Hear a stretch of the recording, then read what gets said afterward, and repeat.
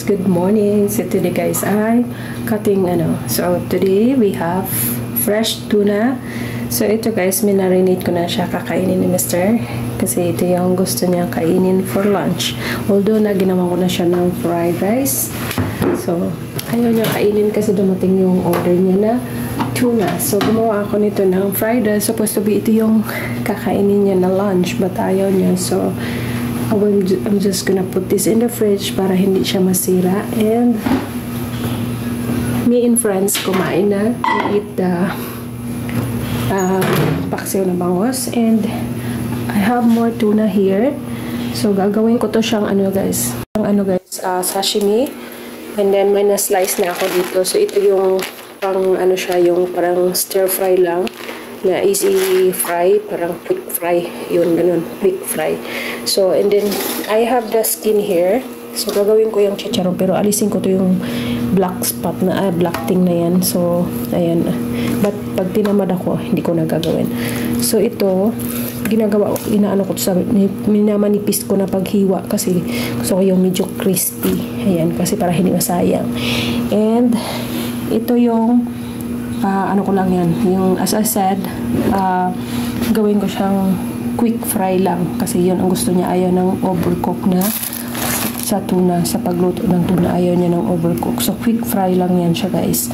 So ito yung iba nito, pero ito alisin ko yan siya. So ayan, so ito yung part na gagawin kong sashimi. So maganda yung yun, napakaganda yan. So, sashimi natin yan. So, siguro gagawa ako ng 3 tray na sashimi. So, ayan. And the rest, prito na siya. Tapos, gagawa din ako ng kilawin. My favorite. Ayan. So, the rest, gagawa ako ng soup. Pero, hindi pa ngayon. So, either tomorrow, gagawa ako ng soup. So, ayan. Ayan na, guys.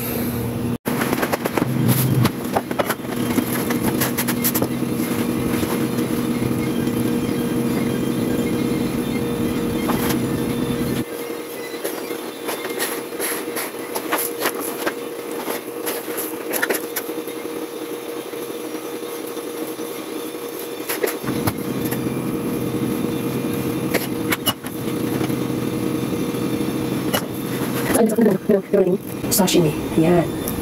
Pero ito guys, lulutuin ko na siya.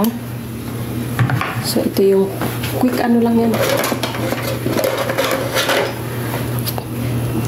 Fast lang yan.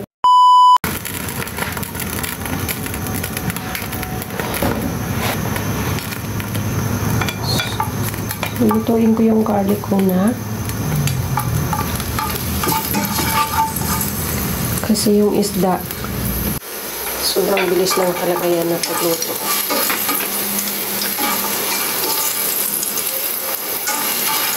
Ang ipra-fry ko muna yung yung garlic para mabango. Mas matagal pa luto ng garlic sa isda. Kasi pa-brownon ko yung ayan na guys. So fast lang. So tapos na yan. Ready na. Hi guys, dito na naman tayo ulit sa ating pwesto. Hapon na. Tayo naman ay mag-prepare for it this time. Hindi ako magluluto. Gagawa na ako ng tuna. So ito yung kinain namin kanina ni friends. Paksiw na bangos na may gulay. Pero yung gulay kablos na ubos na. And then yung itong aking ding-ding-ding. Guys, gagawa ako ng kilawing tuna. So ito yung aking kamatis, kalamansi, at saka maghiwa ako ng sibuyas. And then nandyan yung aking luya. So durug-durugin ko yan.